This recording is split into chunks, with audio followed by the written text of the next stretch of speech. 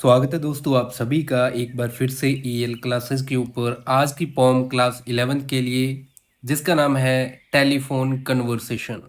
तो दोस्तों इसके राइटर हैं वॉल सोइनका। दोस्तों हम बात करें राइटर के बारे में तो वॉल सोइनका का जन्म 1934 नाइजीरिया में हुआ। ये एक प्ले राइट हैं, पोइट हैं और एक एसिस्ट हैं दोस्तों।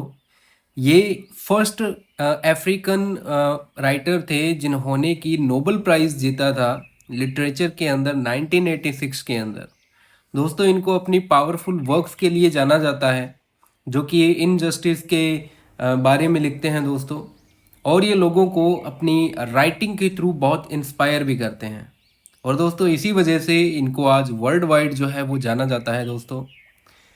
आपको इस पोइम के बारे में मैं बता देता हूँ कि ये जो पोम है टेलीफोन कन्वर्सेशन, इसके अंदर दोस्तों रेसिज्म की बात हो रही है। दोस्तों आपको मैं बता दूं रेसिज्म का अर्थ उससे है जहाँ पे हम लोगों को उनकी जातिवादी या उनके रंग से हम उनके साथ भेदभाव करते हैं। तो दोस्तों ये पोम उस दौर की है जिस दौर में अमेरिका के अंदर ब्लैक जो पीपल हैं, जो अस्वेद लोग हैं, जो काले लोग हैं, उनको उनके रंग के आधार पे दोस्तों उनके साथ बहुत बुरा ट्रीट होता था। यहाँ तक कि उनको उनके कलर के आधार पे कमरे भी नहीं मिलते थे। रेंट पे, किराए पे उनको कमरा नहीं दिया जाता था।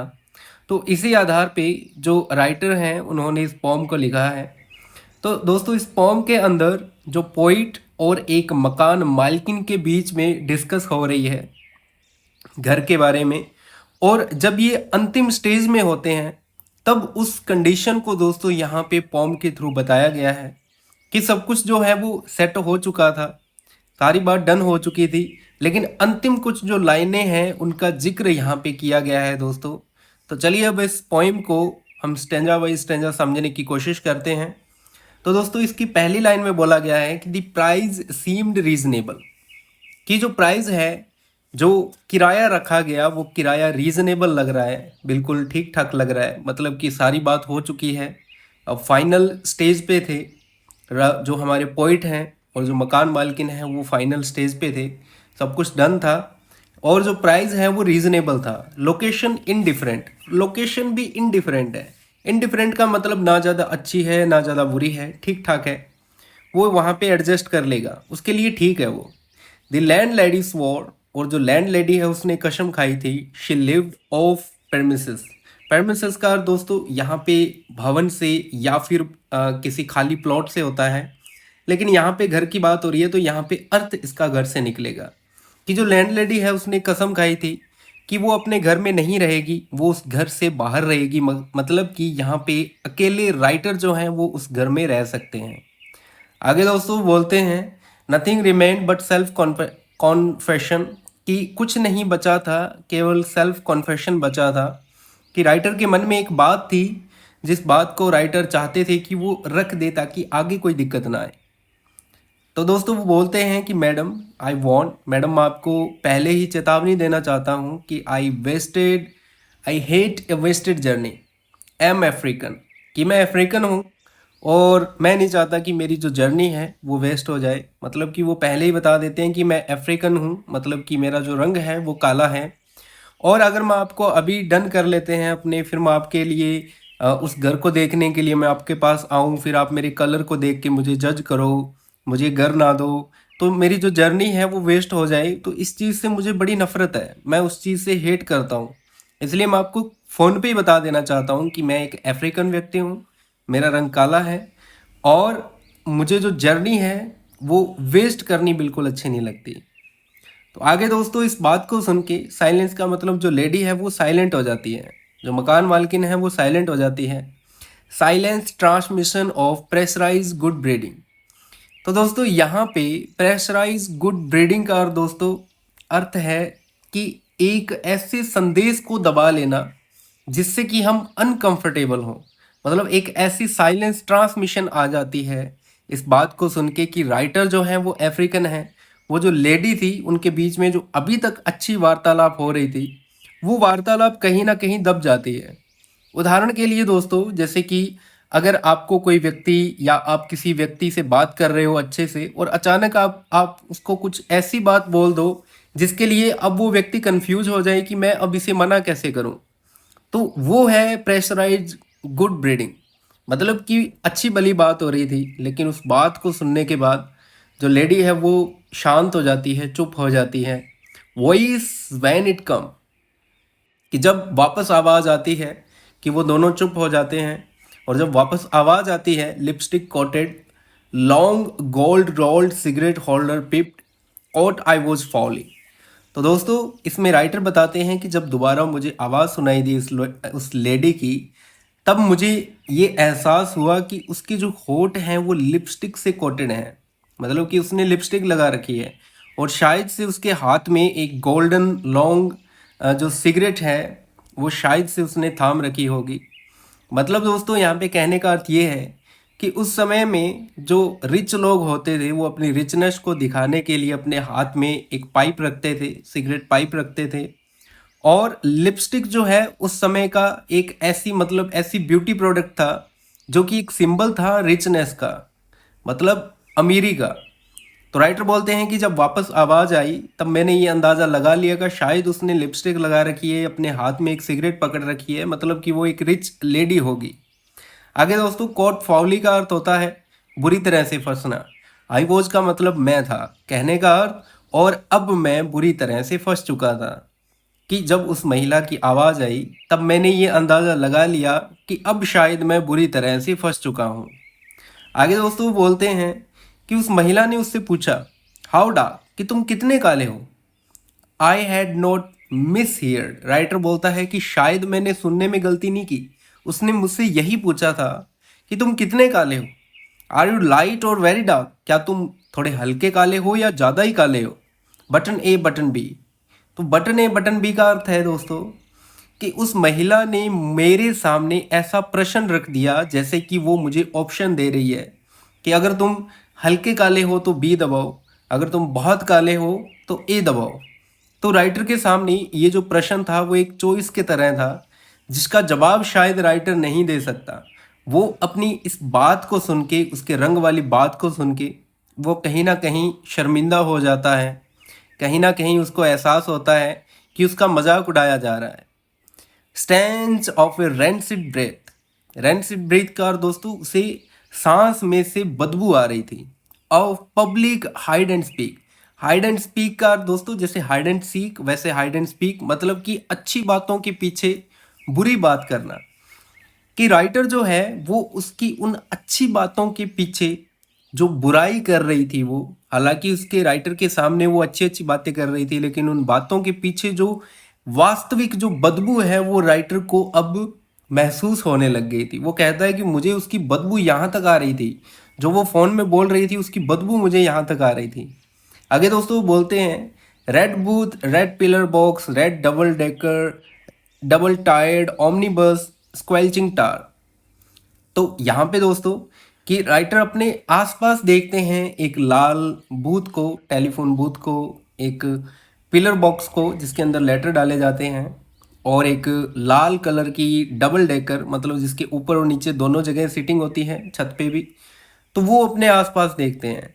तो यहाँ पे दोस्तों कहने का अर्थ ये है कि जब हम किसी ऐसी दशा में आ जाएं जहाँ पे हम उलझ जाते हैं तो हम ये देखते हैं कि हमारे आसपास क्या चल रहा है। जैसे ही हम किसी चीज़ को लेके कंफ्यूज या शर्म महसूस करते हैं तब हम देखते हैं अपने आसपास कि मुझे कौन कौन देख रहा है, मेरी जो शर्मिंदगी है वो किस किस को महसूस हुई। तो इन शब्दों का यूज़ दोस्तों यहाँ पे हमें ये बताता है कि राइटर यहाँ पे कितना ज़्यादा उलझ चुका है, कितनी ज़्यादा शर्म महसूस कर रहा है। It was real shamed by ill mannered silence. तो राइटर कहता है कि ये रियल था, उसने मुझसे यही पूछा कि मैं कितना काला हूँ, और वास्तव में ये मेरे लिए बहुत शर्मनाक था। और ये जो साइलेंस थी ये बहुत इल मैनर्ड थी, मतलब कि उस साइलेंस से जो उन दोनों के बीच में इस बात के बाद जो चुप्पी आ गई, वो चुप्पी वास्तव में बहुत इल मैनर्ड थी, मतलब कि बहुत शर्मिंदगी से भरी हुई थी। सरेंडर पोस्ट डम फाउंडेड टू बेग सिंप्लीफिकेशन। तो दोस्तों यहाँ पे मैं आपको अर्थ बता दूं, जो डम फाउंडेड अर्थ है इसका है आश्चर्यचकित होना, कि जो राइटर है वो डम फाउंडेड हो जाता है, वो आश्चर्यचकित हो जाता है और वो बैक करता है, वो प्रार्थना करता है उस महिला से कि तुम सिंप्लीफिकेशन दो, कि तुम मुझे साफ साफ बताओ कि तुम पूछना क्या चाहती हो। क्या मैंने ये वास्तव में सुना कि क्या तुम मुझसे ये पूछ रही हो कि मैं कितना काला हूं? तुम मेरे रंग का आधार लगा रही हो। तो आगे दोस्तों राइटर बोलते हैं, considerate she was wearing the emphasis are you dark. तो आगे जो महिला है वो कंसीडर करती है, उसको बता देती है कि वास्तव में तुम मुझे बताओ कि क्या तुम काले हो और वेरी लाइट, या फिर तुम थोड़े हल्के काले हो। रेवलेंस कम, रेवलेंस का अर्थ होता है दोस्तों खुलासा करना, कि उस महिला ने खुलासा कर दिया। उसने बहुत स्पष्ट रूप से इस बार वापस पूछ लिया कि तुम मुझे बताओ कि तुम काले कितने हो। मैं तुमसे ये पूछ रही हूँ कि तुम्हारा रंग बताओ, तुम कितने काले हो, क्या तुम बहुत ज़्यादा डार्क हो या तुम लाइट हो। तो कहने का मतलब यहाँ पे उसके रंग का मजाक उड़ाया जा रहा था। अब जो राइटर है इस चीज़ को भांप लेता है और अब वो उसे ये अंदाज़ा हो जाता है कि ये भाई इसको बिल्कुल भी मकान तो नहीं देने वाली। इसलिए जो राइटर है वो अब उसके इस पेचीदा सवाल के बहुत पेचीदा जवाब देता है ताकि उस महिला को वो शेम महसूस करवा सके। तो दोस्तों राइटर बोलते हैं, यू मीन लाइक प्लेन और मिल्क चॉकलेट। क्या तुम्हारा मतलब इससे है कि क्या मैं प्लेन हूँ या फिर मैं चॉकलेट जैसा हूँ? मतलब क्या मैं काले रंग का हूँ या क्या मैं सफ़ेद हूँ? तुम ये पूछना चाहती हूँ मुझसे। तो यहाँ पे वो अपने कलर को मिल्क चॉकलेट और प्लेन से दोस्तों कंपेयर करता है। क्या तुम्हारा अर्थ ये है कि क्या मैं एक प्लेन चॉकलेट की तरह हूँ या फिर एक मिल्क चॉकलेट की तरह हूँ? हर एक्सेंट वॉज क्लिनिकल। तो दोस्तों उसकी जो एक्सेंट है, उसके जो हाव भाव हैं महिला के, वो बहुत क्लिनिकल हैं। क्लिनिकल का अर्थ होता है दोस्तों ठंडे या निर्लिप्त। दूसरे शब्दों में बताऊं तो उसको बिल्कुल फर्क नहीं पड़ा उसकी बात से। देखिए दोस्तों कुछ लोग ऐसे होते हैं जिनकी अगर आप बेइज्जती भी कर दो तो वो महसूस नहीं कर पाते। या फिर दूसरे शब्दों में ये बताऊं कि अगर कोई व्यक्ति है वो किसी दूसरे का मजाक उड़ा देता है, किसी को थप्पड़ मार देता है या किसी को गाली निकाल देता है, तब उसे बिल्कुल एहसास नहीं होता कि उसने अच्छा किया है या बुरा किया है। वो अपनी धौंस में ही, अपनी हेकड़ी में ही इतना मतलब सजग रहता है कि उसे आभास ही नहीं होता कि वो क्या कह रहा है। उसे ही क्लिनिकल बोला जाता है। कि जब राइटर ने उससे बोला कि क्या मैं मिल्क चॉकलेट जैसा हूँ या फिर प्लेन चॉकलेट जैसा, क्या तू ये पूछना चाहती है, तब वो बिल्कुल क्लिनिकल रही, वो बिल्कुल ठंडी रही, उसको कोई जवाब नहीं आया और ना ही उसने उस बेइज्जती को महसूस किया। Crushing in its light impersonality. और यहाँ पे हम उसकी इम्पर्सनैलिटी को देख सकते हैं। Rapidly wave length adjust, I choose West African sepia. तो यहाँ पे राइटर जो है वो बोलते हैं कि मैं तुम्हें बता दूं कि मैं सेपिया कलर का हूँ, जिसे दोस्तों सीपिया बोला जाता है। इसका एक्चुअल प्रोनाउंसिएशन सीपिया है। सीपिया दोस्तों डार्क ब्राउन कलर को बोला जाता है, जो कि आप काइंड ऑफ चॉकलेट जैसा मान सकते हो कि मैं सीपिया कलर का हूँ। And as after through down in my password, वो कहता है कि मैं मेरे पासपोर्ट में भी वैसा ही दिखता हूँ, जैसा कि मैं एक्चुअल में हूँ वैसी ही फोटो मेरी पासपोर्ट में भी है, मतलब सीपिया कलर की। Silence for spectro spectroscope flight of fancy. तो दोस्तों यहाँ पे इसका अर्थ है किसी कलर के प्रति आकर्षित होना, फैंसी आकर्षित होना, रंगों के प्रति आकर्षित होना। Till truthfulness changed her accent hard on mouth piece. What's that?